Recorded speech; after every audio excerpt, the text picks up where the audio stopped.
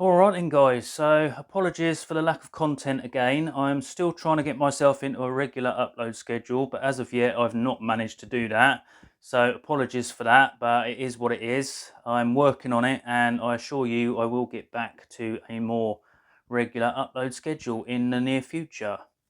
So in this video I'm going to be taking a look at a new table saw, and some of my longer term subscribers may be wondering why I've bought yet another table saw when I had the Axminster Craft one that I bought recently. Well, I say recently, I think I've had that for about 10-11 months. Not really used it due to the circumstances and everything that's been going on recently, but when I set it up and I've done a few test cuts on it, there were certain things that were just kind of bugging me, which kind of make using the saw a little bit more awkward than it needed to be. And then Keith done a video on this one and it seemed to fix most of the issues that I had with the Axminster Craft version. So I thought I'd spoil myself and buy it, take a look at it and see what it's all about.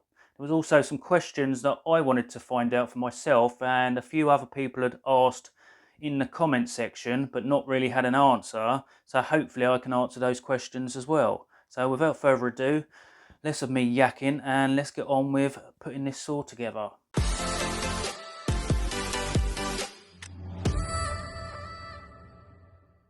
So right before we start, I just want to point out that I did actually have a problem with the saw once I'd finished assembling it.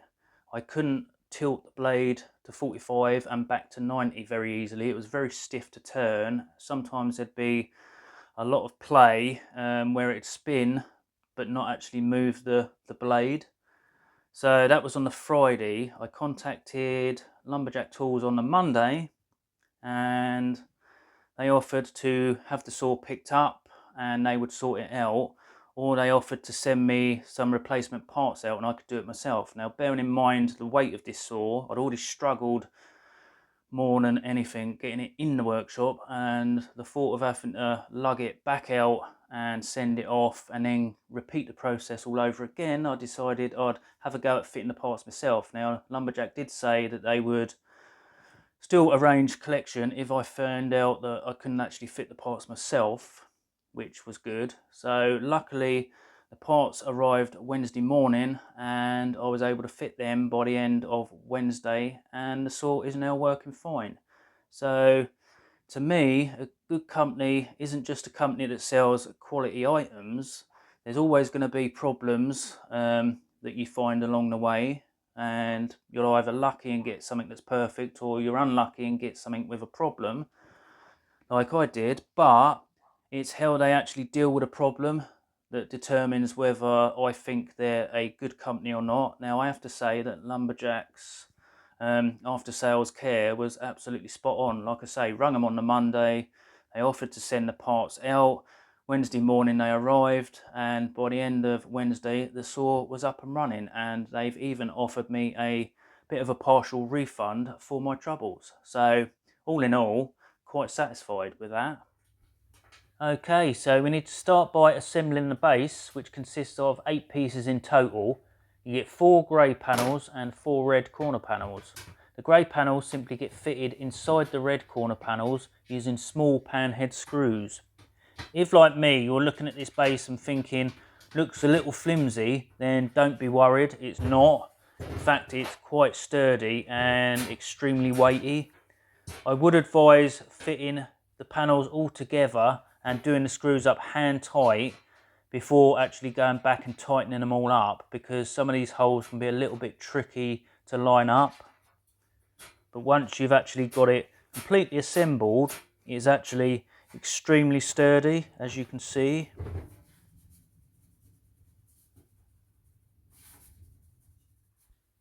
Next, with the base flipped over, we can start fitting the wheel assembly. This consists of 2 rods with sections at either end that swivel, and this is where the wheels are mounted.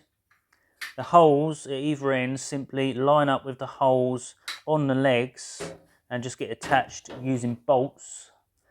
Just be sure to orientate the bars the correct way. Then you have a joining bar to attach both sets of wheels together, The bolts for this and the wheels are actually fitted in situ, so just remove those to fit.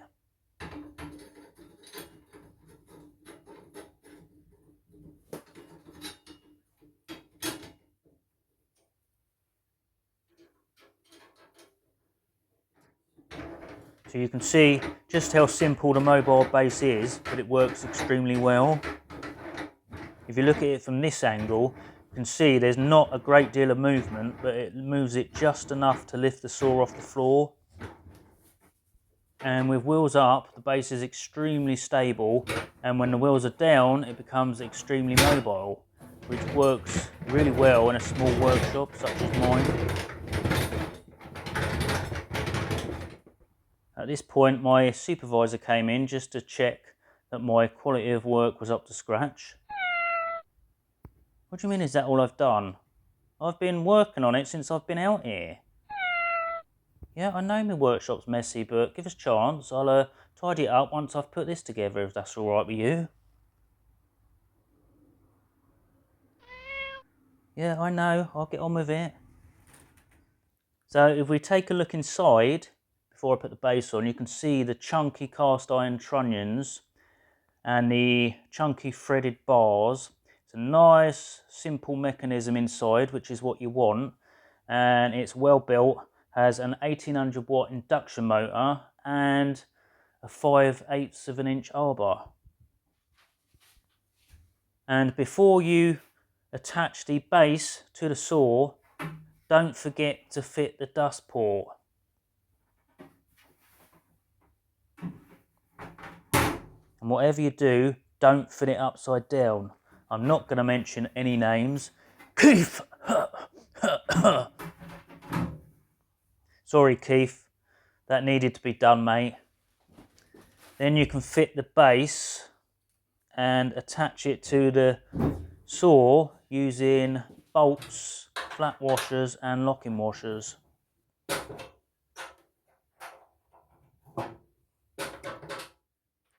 The last thing you need to do before turning the saw upright is fit in the 4 rubber feet to the legs. These have got a small lug on them, and there's a hole in the legs that the little lug locates into, and they just push in place. And once all 4 feet are in place, you can flip the saw up. Now, I would advise not doing this on your own, but as I'm here on my own, I had no choice. So if you are doing it on your own, do take it easy and don't put your back out. But if you can get help, I highly recommend you get the help because it is extremely heavy. So as you can see, you can actually turn the saw around in its own footprint, which is brilliant, especially when you've got a small workshop like me. So this is probably the most satisfying part when buying a new tool, is taking the protective paper off. It comes covered with a thick layer of oil to protect the cast iron top. I use some white spirits to wipe the table down and remove the oil. I did that a few times, and when it was clean and dry, I put a quick layer of machine wax on just for some protection from my greasy hands during the assembly process.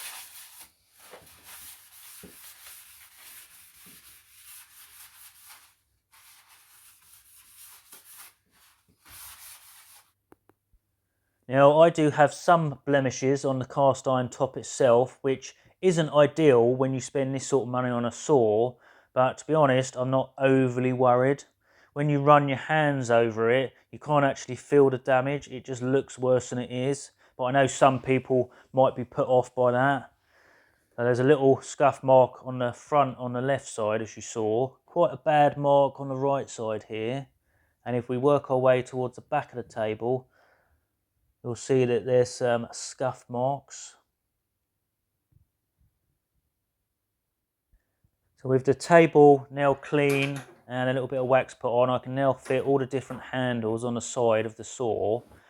These are going to hold the fence when not in use, the blade guard, push stick, etc. And then once that's done, it's time to fit the 2 press steel table extensions. And these simply bolt on to the side of the cast iron table itself. They're a little bit tricky to do on your own, so if you can get help, I would advise getting another pair of hands. And to level the tables out as best I could, I've used a couple of straight edges. So here I'm fitting the long part of the rail only, and the reason for that is because I wanted to know if it was viable to just use the longer section of rail in order to reduce the overall footprint of the saw. I know a few people had actually asked the same question in the comments, and it's one of the things I wanted to know for those of us that have small shops. I would say the answer is yes, you can. I was actually hoping that the long rail would be the same length as the cast iron top and the two side extension tables, but as you can see it's not. Now that's not a problem for me because I don't use the fence on the left side of the blade, but if you do, that might be a problem. The only thing you would have to do is get yourself a new measuring tape.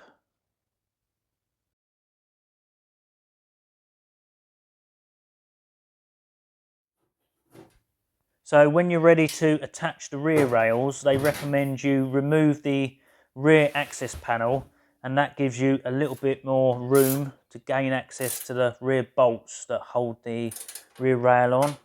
Just don't do what I did and try and be clever and use a ratchet spanner, because although I managed to get the spanner on there and tighten the bolt up, I then couldn't remove the spanner and it got wedged. So after a lot of swearing under my breath, I was lucky enough to actually remove said spanner. I would highly recommend just using an open-ended spanner for this.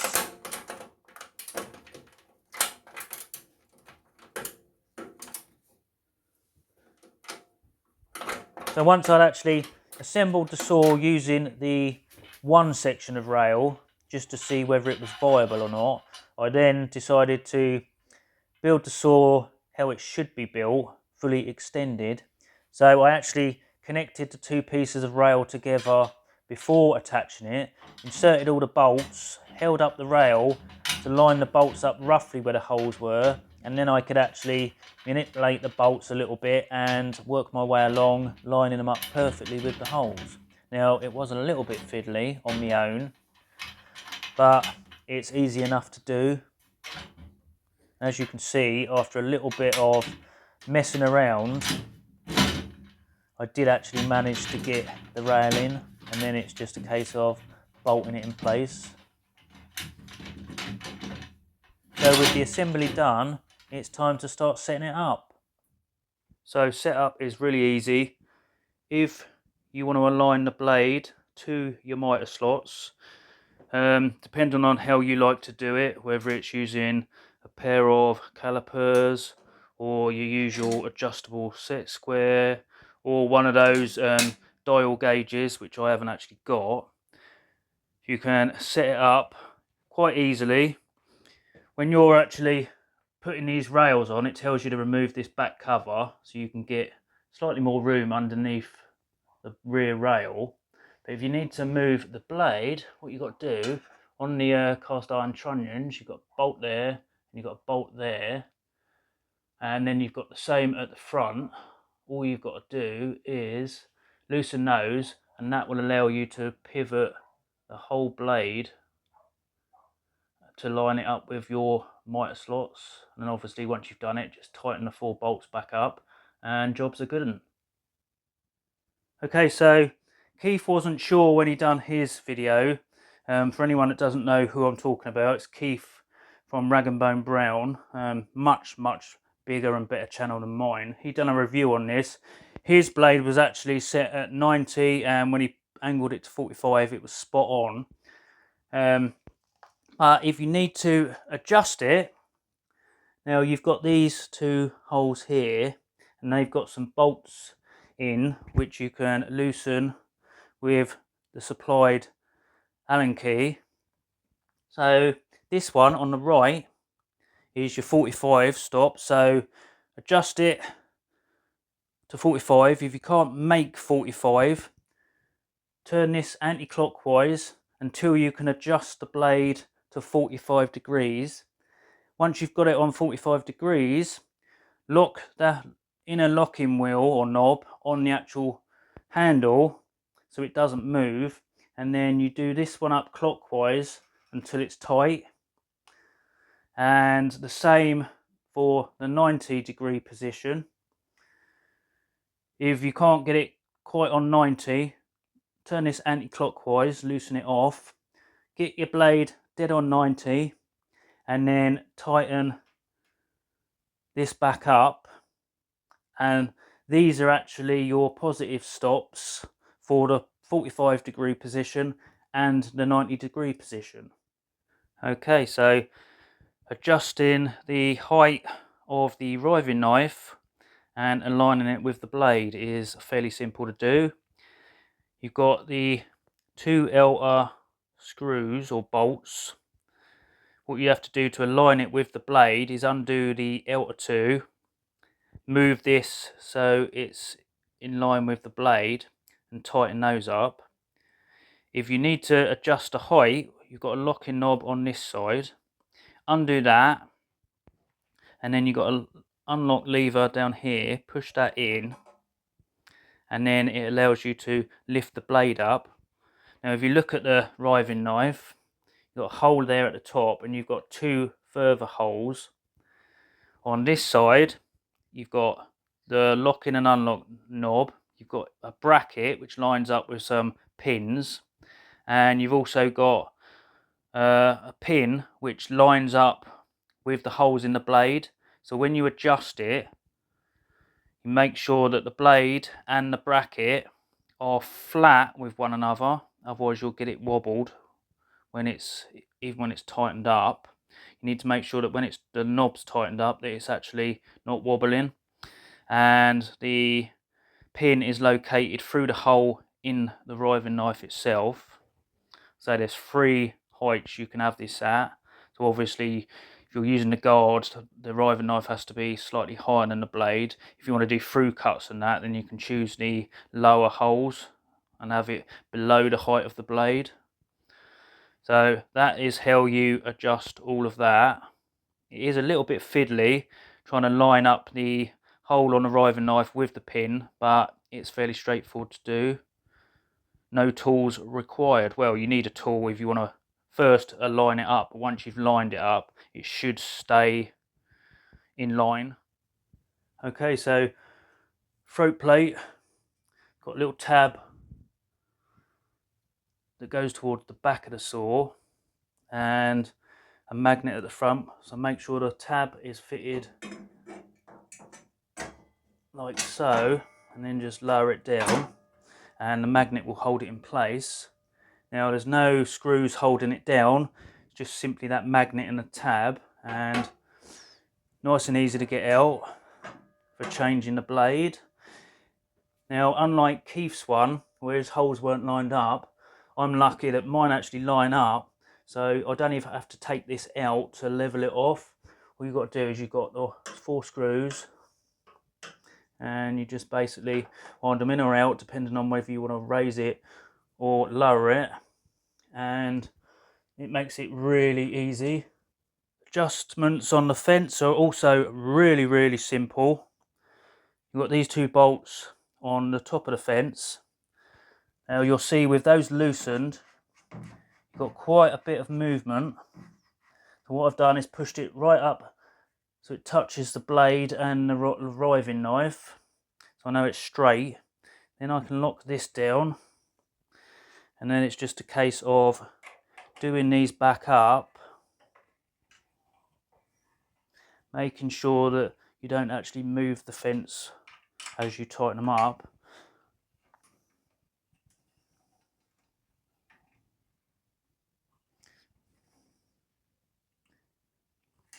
And it's as simple as that. Adjusting the fence is also really simple. Got a screw here and one on the other side. All you got to do, use your square. You'll see it's not quite lined up. I've actually moved it for the video purposes. And then you turn it either anti-clockwise or clockwise, depending on which way you need to go. And then you basically just do it. I keep forgetting which way to do it until you can get it perfectly flat, like so. And it's as simple as that. couldn't be easier. Adjusting the scale, just a case of undo this bolt, and there is quite a lot of movement on this. Now if you can't quite line it up, just loosen the bolts on the back of this rail and you can actually slide the rails, which I might have to do because I can't quite get it across to the 0. But I will do that off camera.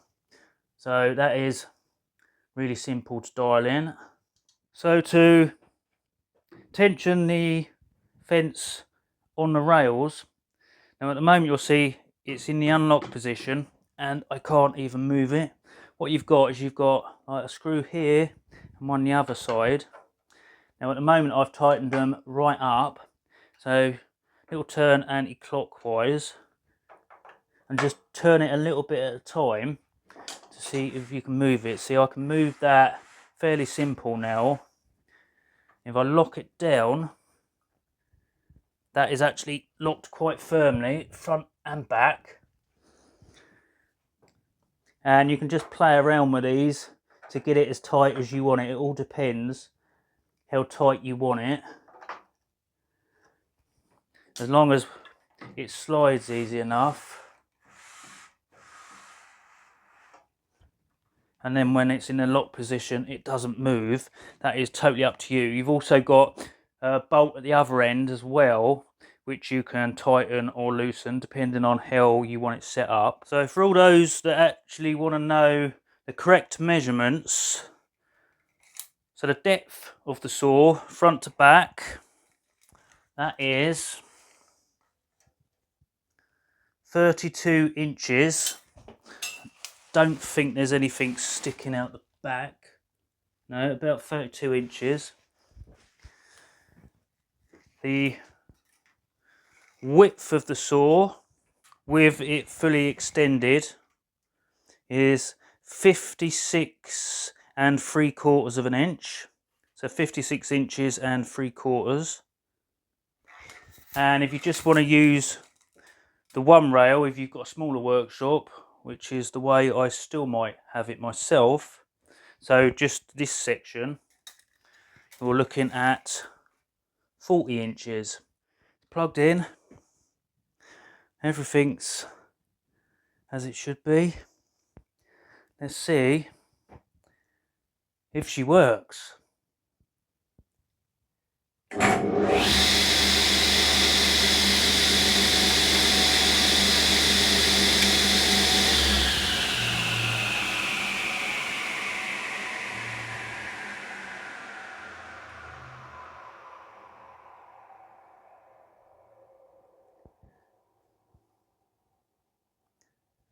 Takes quite a while for the blade to stop, so there's no blade break on it, which would have been nice.